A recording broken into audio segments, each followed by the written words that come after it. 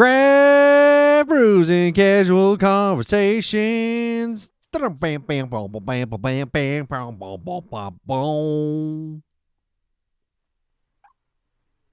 the intro? Is that it? Are we done? You're about to hear the greatest show of your life.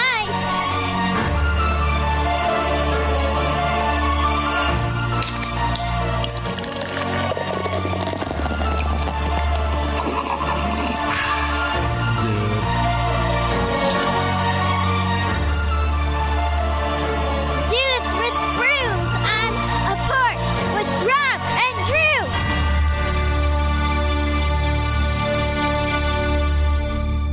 No intro needed, motherfucker. I like this direction. I may have played the wrong intro because we have a couple of topics to discuss, some things to put on the table, some things to deliberate, and maybe even solve an unsolved mystery.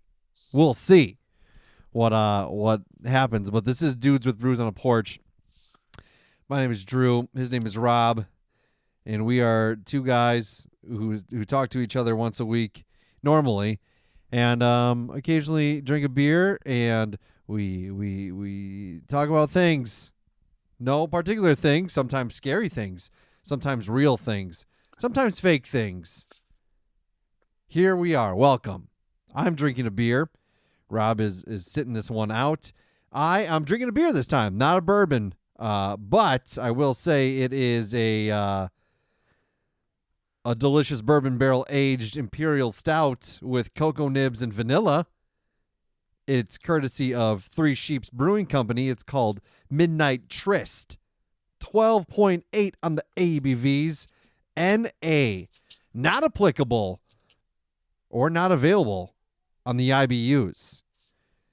That's all you need. It's that. That's what it is.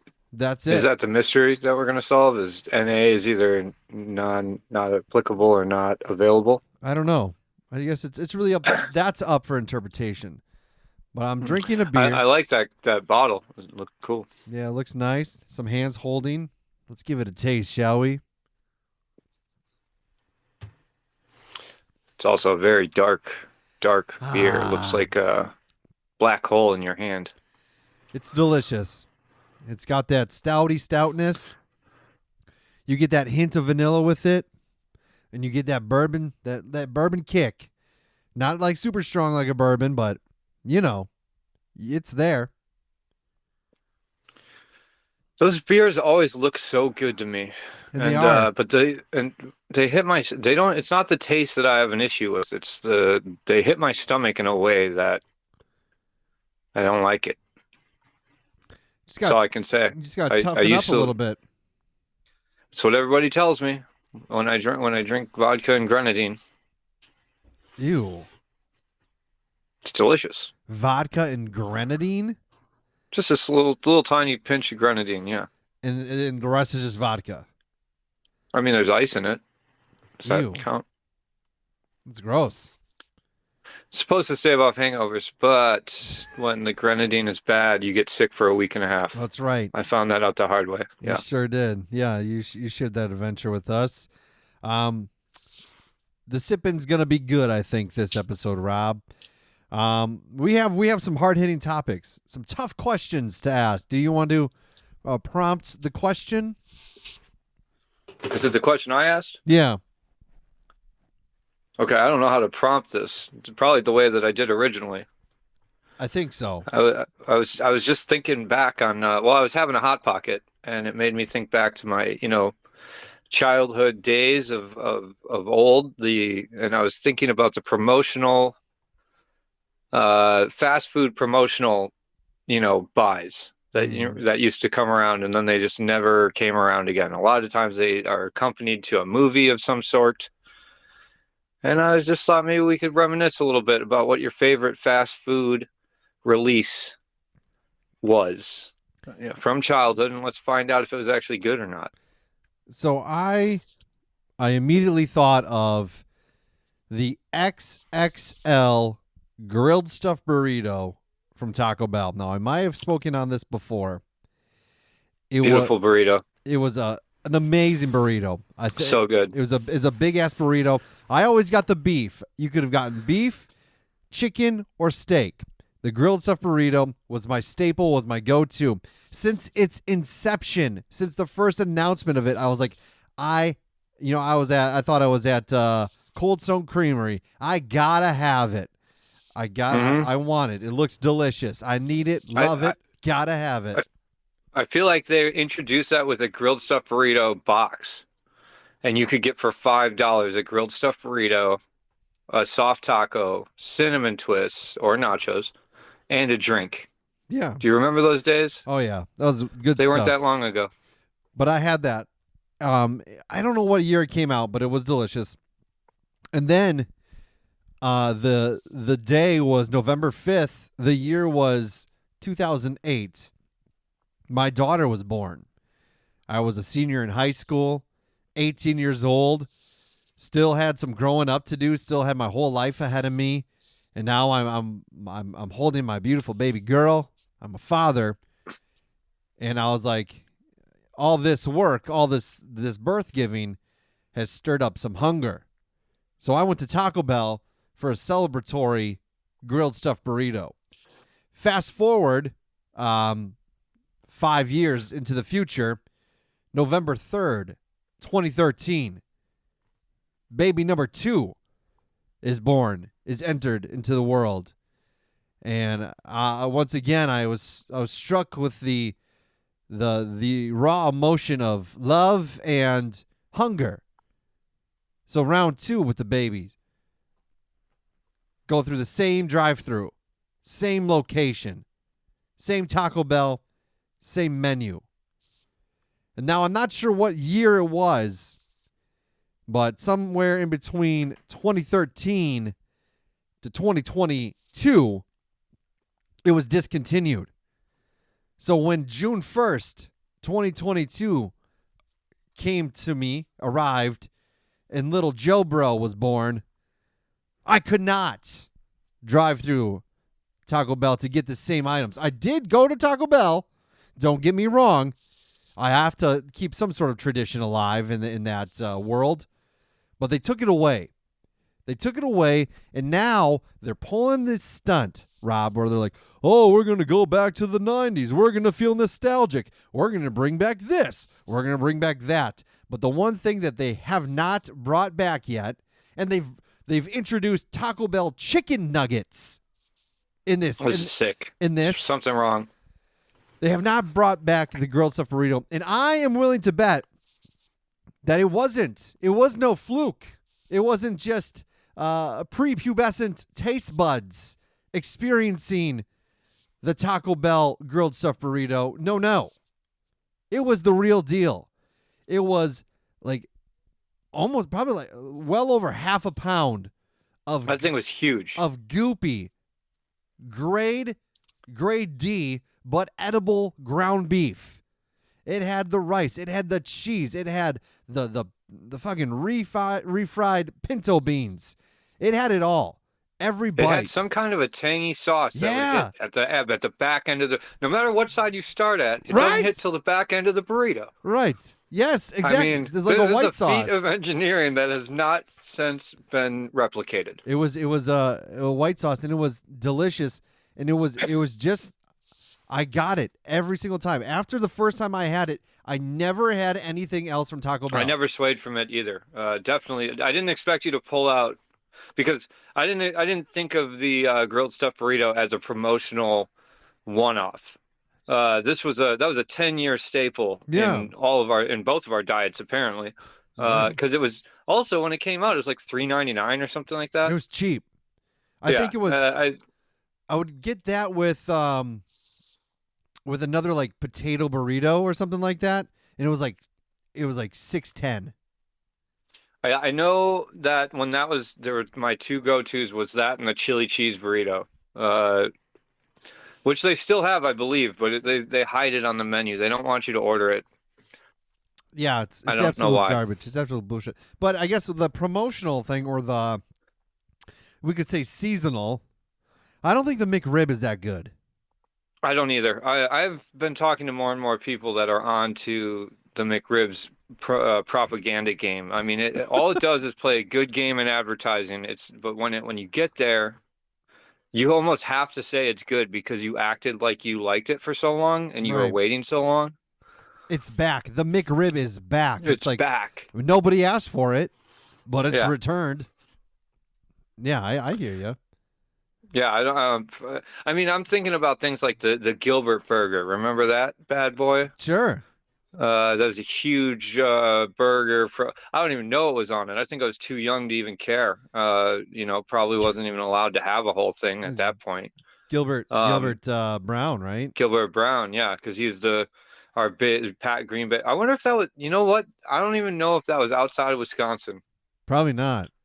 It's probably not a national. Like in my head, I was like the Gilbert Burger is probably worldwide. What was that? What was that in? Was that Burger King? No, that was McDonald's. Was it McDonald's? I believe it was McDonald's. It might have been a national campaign. I don't know. I mean, the year we won the Super Bowl, maybe. Yeah. I mean, the big one for me is always and now this is so long ago in my memory banks. I have no idea if this was a good taco. I have no idea if it was tied to a movie. I honestly don't even know if it existed. But there was something that I remember so vividly that was called a Texas taco, and it was like the precursor to the gordita. It came pita wrapped on this on a multi-grain or wheat pita bread, and it was delicious. I just remember I went through the drive-thru of Taco Bell with my grandma, and she said I could get whatever I wanted. I said, I want 3 Texas tacos. She's like, have you had those tacos before? I said, no, I have not. But I'll take 3 of them. This is a theme for me growing up because I remember the first time I went to Red Lobster, I go, I want the 40-piece shrimp. And my dad was like, have you had shrimp before? And I said, nope, but I'll like it. I guarantee you I'm going to like it. Did you like it? I love shrimp. I think because I couldn't back down. There's no way you can back down from that statement. But I ate all 3 of those tacos, and I remember them being just the best tacos I ever had. Maybe because I got a small win as a child. That's the thing. I don't know if I'm remembering the fact that an adult listened to me and was like, all right, you know what? I don't think you can eat these tacos, but I'm going to get them for you. And for me, that was so yummy in my tummy that I don't care what the tacos tasted like. That's fair. I think it's like, and this isn't a one-off, but I've had White Castle only a handful of times in my life. And the first time, the only reason I knew it existed was because of Harold and Kumar go to White Castle. And I watched that. It's not really a Wisconsin brand. No. I never saw them in Wisconsin, really. There's one closer to Illinois border. But I watched that movie, and I was pretty young when that came out. I don't know, I was maybe 14 or something like that. And I remember we were driving. It was really early one morning, and we're driving, and I saw a White Castle, and I asked my dad, I was like, can we go to White Castle? And he's like, yeah, sure. I was like, I watched this movie, and now I want to try it. And then sure enough, I had White Castle. I felt good. And then fast forward a handful of years later, I was at a training for an old job in Minnesota. And I was training, and I was with one of the people that was training with me was happened to be from India. He was born in India, came over here. Really cool guy, really nice guy. And he made the joke. He's like, all right, they ask us our names. He's like, tell them you're Harold and I'll be Kumar. And he goes, they have to believe us.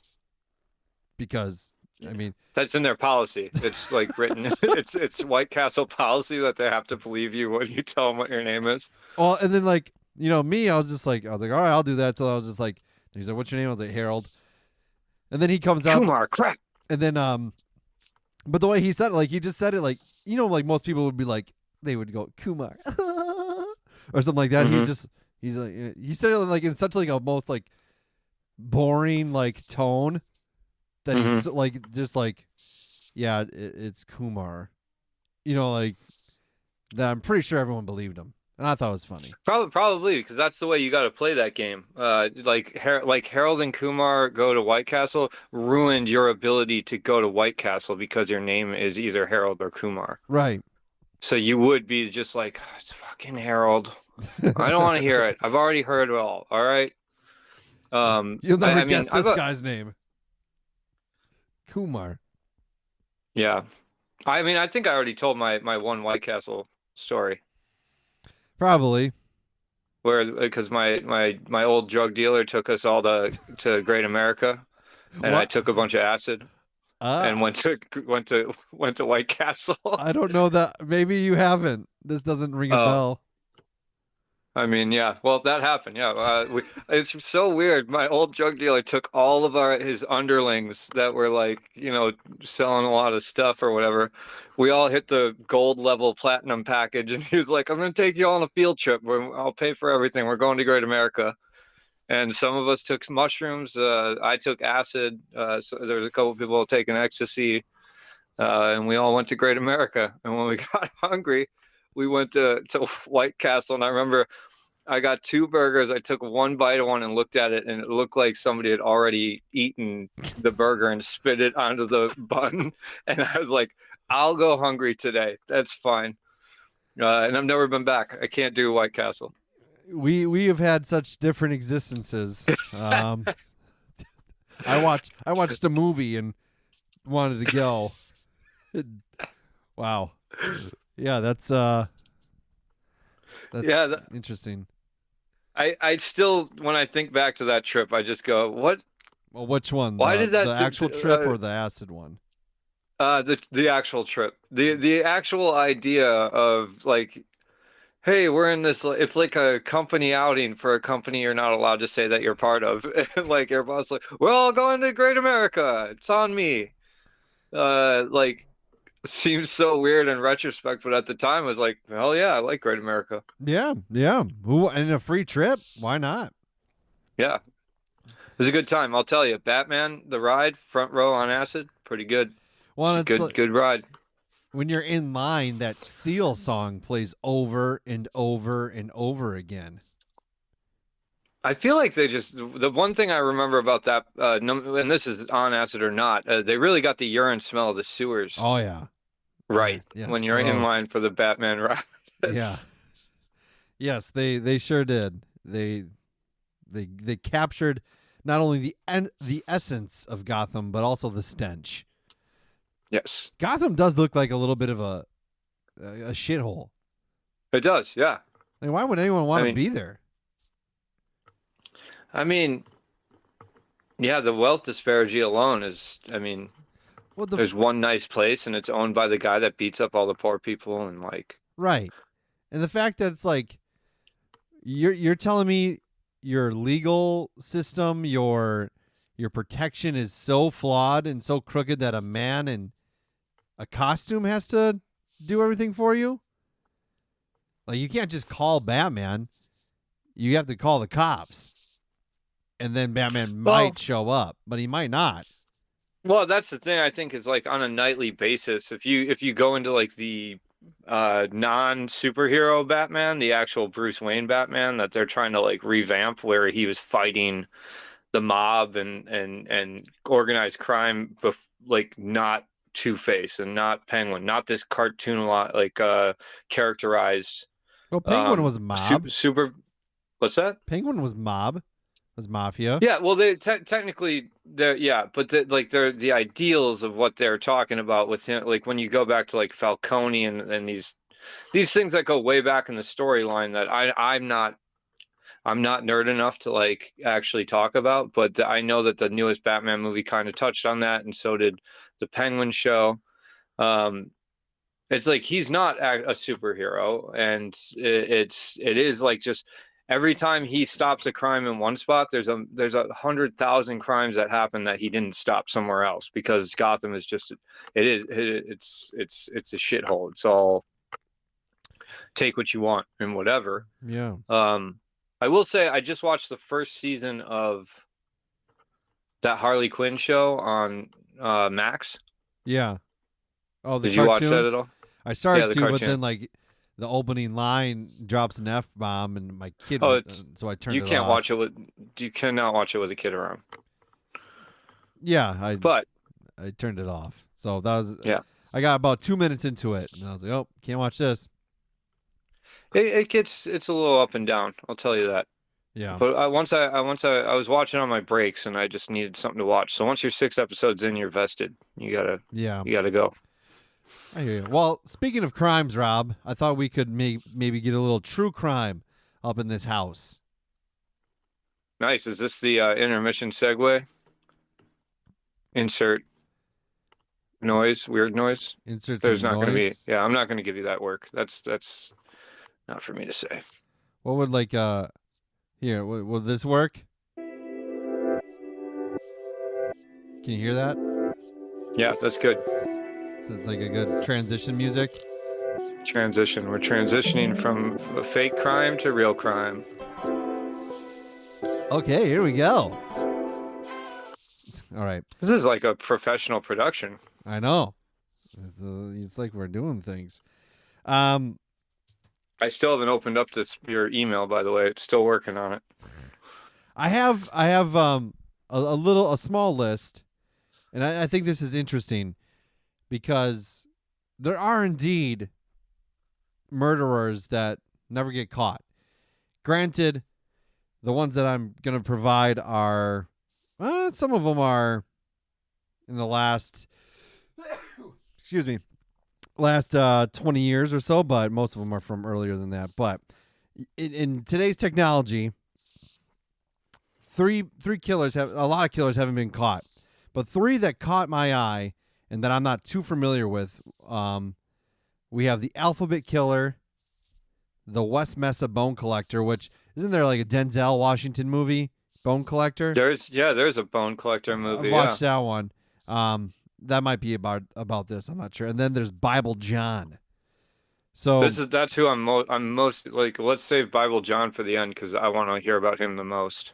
The Alphabet Killer is interesting because it's called the Alphabet Killer because all the victims had it was like CC, WW, MM for their names. The first, they're all kids too, unfortunately, which is really sad. But this was in Rochester, New York. Carmen Cologne, Sure. Wanda Wakowitz, and these sound like fake names, but these are the real names. Michelle Menza, so ages 10 and 11, which is low income, abducted in the daylight, and the killer used a car. But they were abducted, killed, and each had like alliterative names, like the double letters there. Once again, same old things happening. Hold on, I gotta pop the background on. I wasn't even paying attention. Yeah. Sorry. So I mean, I would imagine that the cops have to go. All right, this person had to have known the people that he was killing if that was part of his MO. Either that or he killed so many people that he just happened to stumble upon 3 and they thought that it was a different person. But I mean, I'm not driving down the street and you can't see somebody and go like that guy looks like he's a double R. Well, I'm gonna kill him. Yeah, I'm gonna kill. Some people believed that this Alphabet Killer had a background in law enforcement because it was like methodical in everything, and actually, a lot of people do think that the alphabetical patterns were coincidental. And there were more victims, or there's just a lot of people that name their kids that way out there. I don't know. I mean, I'm not really sure. People are just like, yeah, crazy coincidence, huh? I mean, but if you listen to, like any homicide detective, they'll tell you that in murder, there's no coincidence. Yeah. And in reality, that is a pretty tall order. I mean, how many of your friends have the same first name and last name, first letter? Yeah, that's Go. true. I don't Real know quick. Now, tell me. No, Go. not many. But Some say that they think it could have been Kenneth Belanchi, who was convicted as the Hillside Strangler, one of the Hillside Stranglers, because he lived in Rochester during this time. And, yeah, but that was never...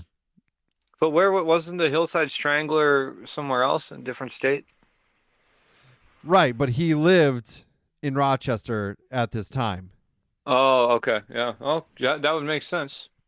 And then some say that a couple people out there say it was like some sort of satanic cult, which is like a cop out, right?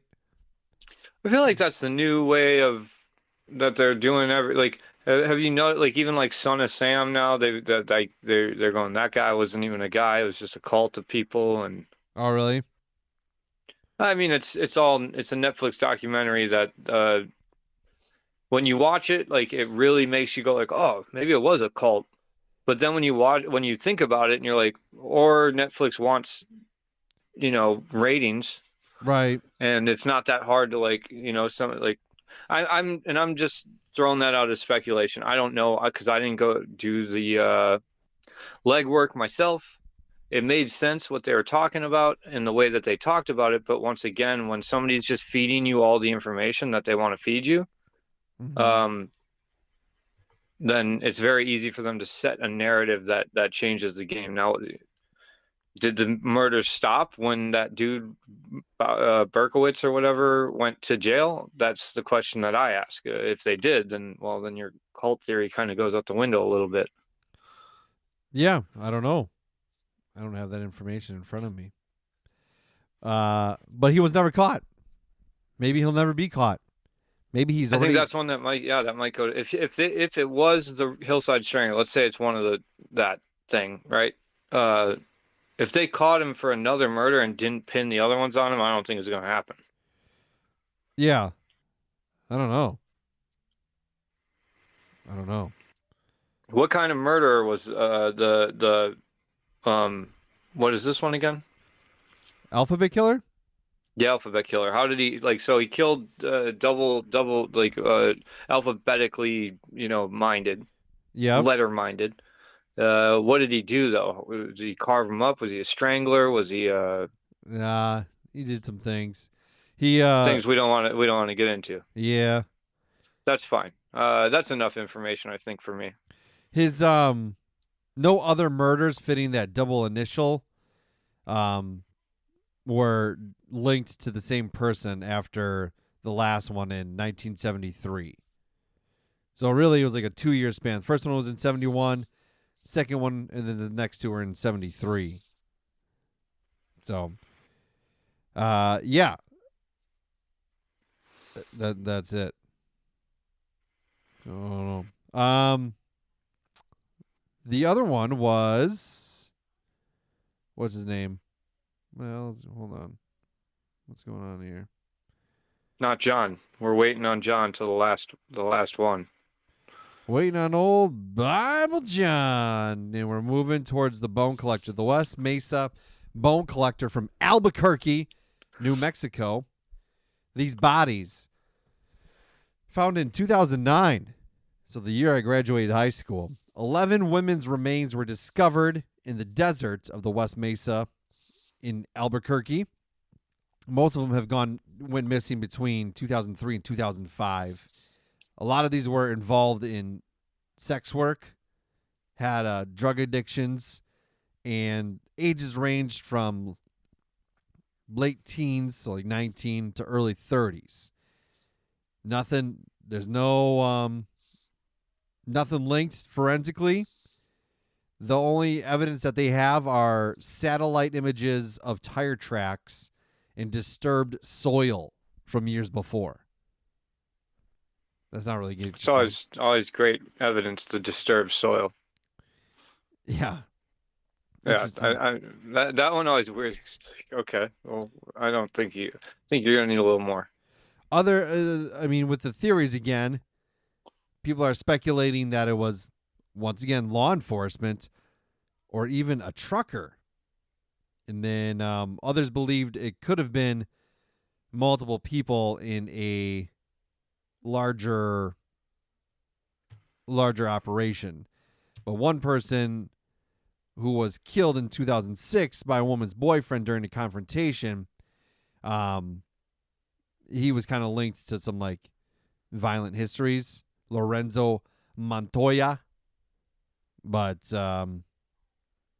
yeah, after he died, those crimes kind of stopped, but nothing has ever been confirmed. And what year was this? This was 09. 09 that they were discovered. Found. Yeah. It's interesting that now these two both have law enforcement conspiracies. I mean, I think you could probably do that with anyone. Look at Stephen Avery, for God's sake. Yeah, I actually just started watching that. I watched like the first few episodes when it first came out, and then I stopped because it was just like, I never got through it. I'm not going to get through it this time. well, it's just like that particular. All documentaries are there to convey a story, are there to convey a perspective or a side. So I feel like that was one of the first Netflix ones that kind of hit the it really took off. stride of like, hey, we figured out the formula for a good true crime Maybe. documentary, because it was huge when it came out. But I was watching it with Shonda, and she was like going, "Oh, you guys live on an ocean over there?" And I was like, "That's not an ocean. It's a big lake." Lake Michigan? Yes. Yeah. She was, I really just turned it on so she could get a feel for where I'm from. What a great program. Yeah, let's get a glimpse at a place close to home, where this guy probably we watched that, and then we watched somebody. then we watched the Dahmer tapes. Yeah. And I was like, home sweet home. I'm right in between those, just. Well, when the Ed Gein one comes out, you can watch that one too. She wants to. Yeah, we will. Yeah. But yeah, so can I ask, does it say why they call him the bone collector? Is it just because of the bodies all in one spot? Or were they all missing a bone or something? I'm just I don't know anything about these ones. It just says that the remains were found. I can find out though in a hot second. How long is a hot second, do you think? The remains were skeletal. That's why. Okay, so they think that they probably had to have been killed quite a while beforehand, yeah? They were found in shallow, unmarked graves on this stretch of the West Mesa, in kind of like a mass graveyard created over time. Bone collector meaning just more or less implying that, excuse me, the killer returned to the same place, almost like ritualistically. In terms of the graveyard that he created. Yeah, I think they were also trying to. They probably were just trying to create dramatic effect, is what it seems like. Yeah, they do that, don't they? Yeah, but isn't that kind of weird? And I'll say this before we get to Bible John, like, maybe there's something wrong with my brain on this, but the killers of the 70s and stuff like that, like, now when you go, like, oh, serial killer, how many people did he kill? Oh, like 5. That's not a lot of, like, I know that's more people than anybody should kill. Like, there's not really a way to, but like, go look at there's like a Russian serial killer that killed like 50 people and just like stuffed them down storm drains, and they got washed out to sea. There's like, Russia's got some crazy high-end serial killers that just like, they went for numbers, man. Yeah. And something, we started really like giving people names for.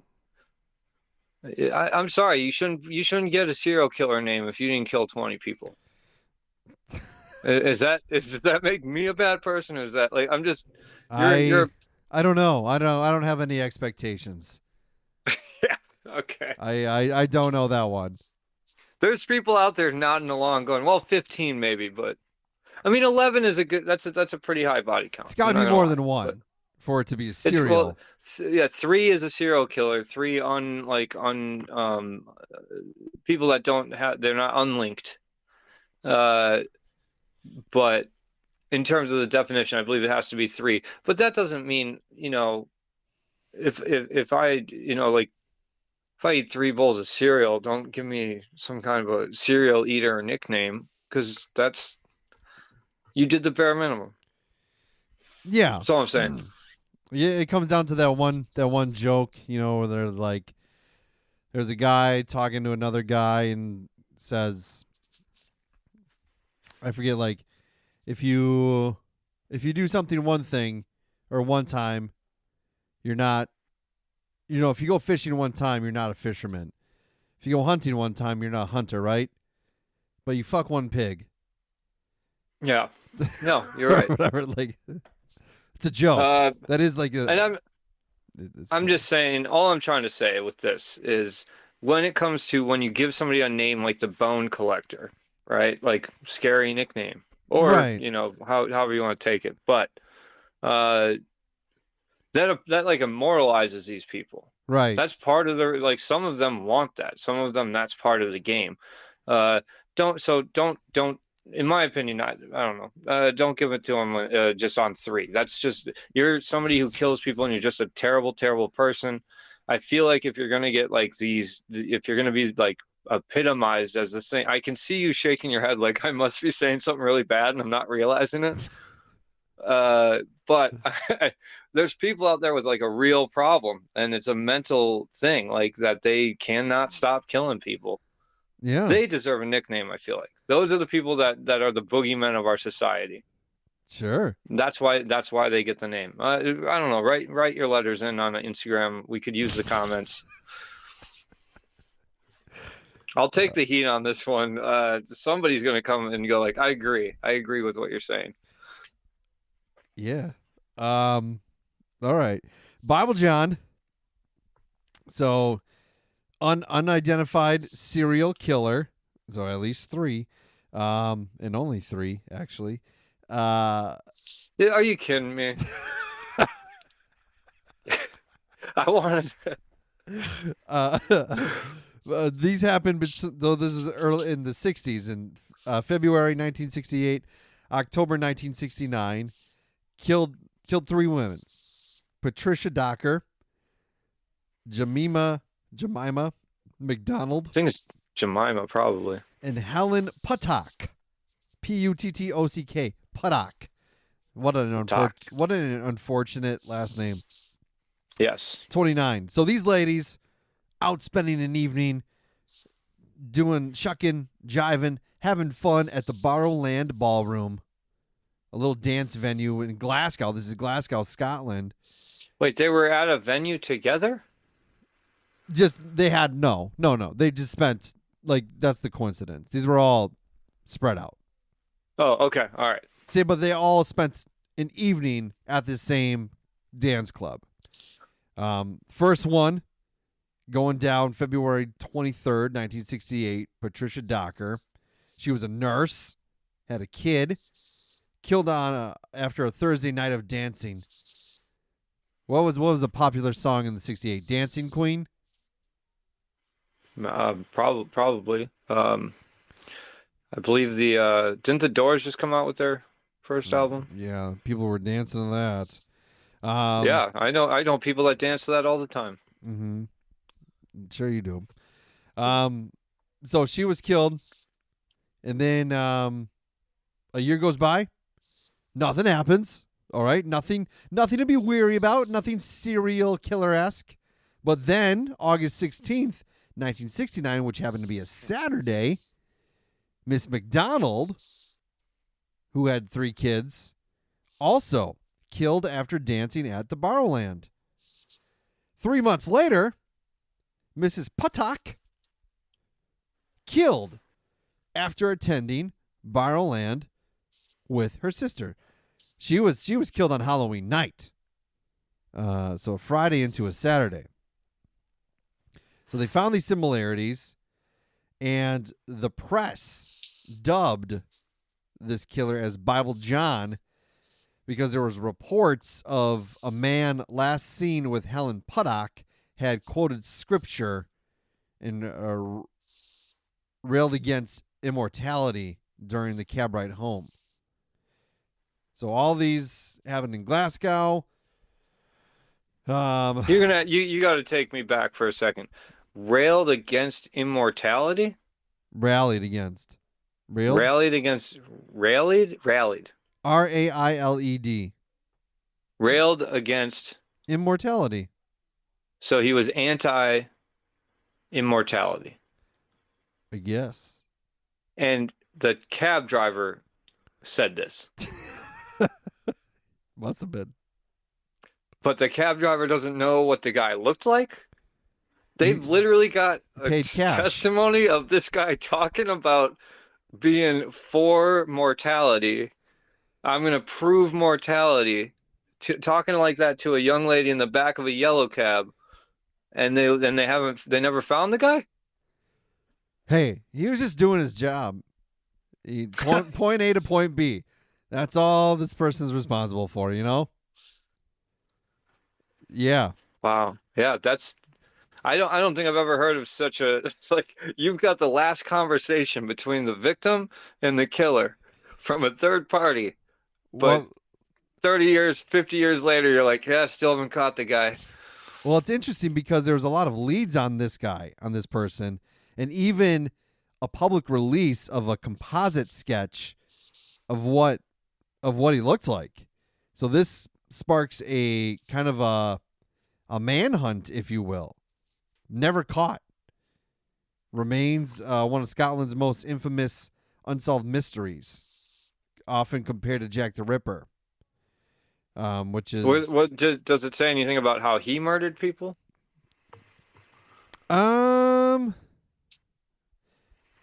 It says I got a lot of information on this dude, so let me see. Yeah, everybody does apparently. Just not enough to nail him to the wall. Right. So I mean, every woman was seen the ballroom with a man who fit the description: 6 foot, slim, well dressed, short reddish hair, was polite, well spoken. Just It's insane to me that there's like a whole dancing bar worth of witnesses going like, he's a very charismatic young man. This Bible John, like he can hold a conversation well. Hated immortality. Said he was out to prove that we're all mortal. I don't know what that was all about. Well, in hindsight, I guess I do actually. Well, Helen Puttock's sister spent the evening and even shared the taxi with the guy. And couldn't. She provided the description, and then talked about the odd behavior, quoting the Bible. This is the infamous. This is where Scotland Yard is taking this case, right? Yeah, I don't know. I'm starting to see why Jack the Ripper didn't get caught. Most of the ladies were found strangled with their own clothing, and then badly beaten around the face. Oh, that's terrible. It is terrible. That's really not. I mean, there's so many terrible. What murder ends without that being said? But beaten and then strangled with your own clothes. That's not a fun. It's giving me a weird feeling in my head. Each victim's handbag also was stolen, never recovered. Should have called him the handbag collector. Right. Bible John. What about Percy Perry? Yeah, there we go. Or something like that. It's just, bro, it's just kind of nuts. Kind of nuts if you ask me. But yeah, how do you not get caught? I feel like also this guy must have either died or moved on to a different place and continue. I don't think you just do that and then just stop, right? Mm-hmm. Yeah, I don't know. That sounds like something that you've escalated to, and maybe you waited a year between the first two, and then you jumped up to 3 months, and the things you left too many witnesses.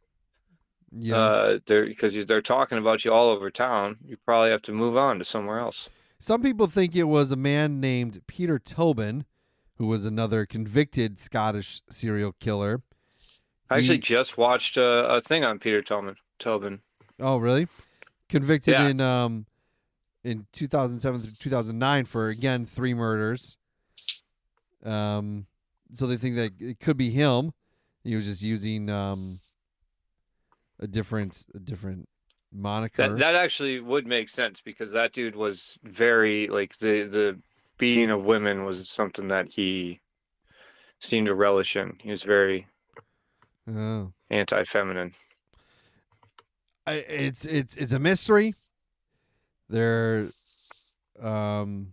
actually, Peter Tobin's I think recently was discounted because of DNA.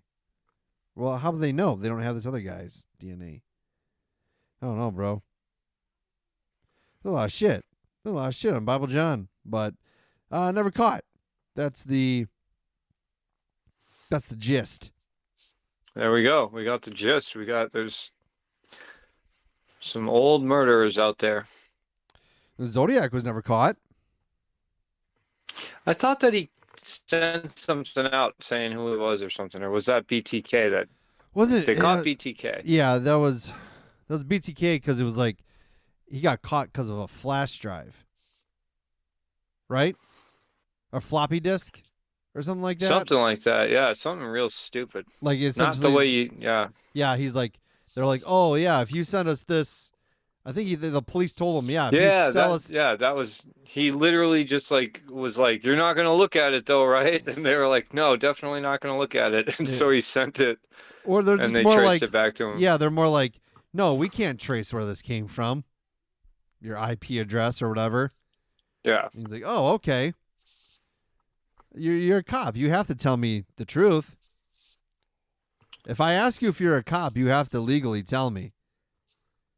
Is that true or not? Because I'm assuming that's not true, but I've always heard it my whole life. I've never been in a situation where I've had to deal or worry about if somebody's an undercover police officer. I follow the rules. Oh, well, I've definitely seen an undercover police officer. You have? Yes. What was that like? I mean, scary. It was like the equivalent of like it was comedic in how terrible. It was either that or just somebody who really wanted to go party and didn't know the lingo on the streets and didn't know how to be cool about it, and was like had the dorkiest like flight jacket and like was like, hey man, you going to party? And I was like, it's like a Wednesday night, so probably not. Well, if you were going to party, where would you go to party? Where, I'm looking to party. Like, and it's just like, and he's like, the guy looked like a cop. He had posture like a cop. He spoke like he thought. It all ran, like all the alarm bells went off and was like, don't take this guy to the ecstasy party. Yeah. That was what was big at the time, was ecstasy. Everybody was all over the place. I wouldn't know, Robert. I know you wouldn't know. You okay? I know. For the record, that's Drew speaking. Drew does not know about these things. It'd be really funny, I feel like, if like an undercover cop really like committed to like doing like a Hulk Hogan impression and just never broke. Brother, I'm looking for the devil's lettuce, brother. Where would I go for this? And you're like, are you a cop? Brother, would a cop talk like this? What are you talking about? Strictly looking to score. I can't even talk to this guy. I would just be... It's a Friday night, and I'm looking for that green, Robert. I'm looking for the golden nectar. I'm looking for the sweet pills. So I can get it through the Sunday. Sweet pills. I don't know what they'd say. Yeah, that's not. I'm looking for that That's what angel that's what dust. yeah, that's what this guy in the red jacket would have said. You have any of those sweet pills? Yeah. I feel like those guys would be like, yeah, I haven't had, methamphetamines in a while. I don't know if you can tell, but I'm jonesing. I'm jonesing for a tweak. Chosen for a tweak. Yeah. Yeah, I don't know. I don't know. I don't know what it's like. I mean, I feel like on one hand, I go like it's got to be easier than that, but on the other hand, it's like if you don't live in it, yeah, you're probably going to get all the lingo wrong and all the terminology. Like it's just more the feel of it. Like you don't actually come out and say anything, I guess. But nowadays, I don't know. Who knows? If I ever tried to go back to that life, I'd certainly be pegged as a new rookie undercover agent that can't grow a beard, but tries hard. Yeah. I don't think you'll ever go back to that life. No, I won't. I won't. Good. Because I'll kick your ass I told off you, the show. I told you I made it through the golfing without even thinking about having a cigarette. Oh, I thought you quit smoking. I did, but I never, tested myself on the battlefields of Of the recreation, recreational life, which is golf. Of the fairway? I just look at the fairway and I just think of all the marbs I could be puffing.